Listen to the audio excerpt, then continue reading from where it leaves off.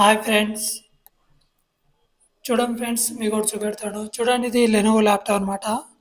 చూడండి, ఈ ల్యాప్టాప్ని ఆన్ చేస్తే చూడండి స్క్రీన్ లాగి ఆగిపోతుంది. నెక్స్ట్ వెళ్ళట్లేదు అనమాట. సో లెనోవోని వచ్చి ఆగిపోయింది.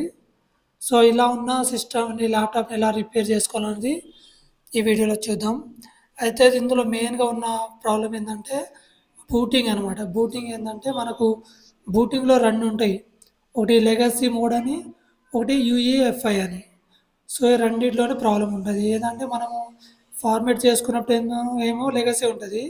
ఒకవేళ అది చేంజ్ అయిపోయింది అనుకో పొరపాటున, అదేంటంటే యూఈఎఫ్ఐ కిందకి మారిపోతుంది. సో అలా ఏదైనా ఇష్యూ ఉంటే ఇది రాదనమాట. సో ఇలా ఉన్న ల్యాప్టాప్ని మీరు ఏం చేయాలంటే జస్ట్ మీరు బయోస్కి వెళ్ళి లెగసీ ఉందనుకోండి యూఈఎఫ్ఐకి పెట్టుకోవాలి.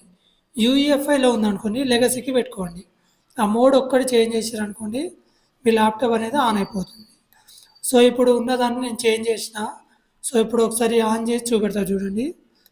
నేను చేంజ్ చేసి మీకు చూపెడతా.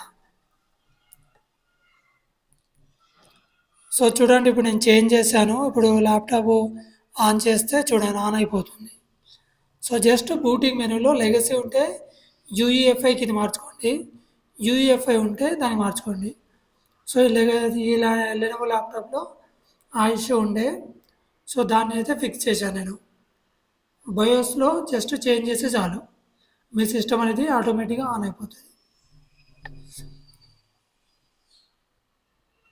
సో ఈ సిస్టమ్ ఇష్యూ అయితే ఫిక్స్ అయింది. సో ఒకసారి మళ్ళీ మనము రీస్టార్ట్ చేద్దాం.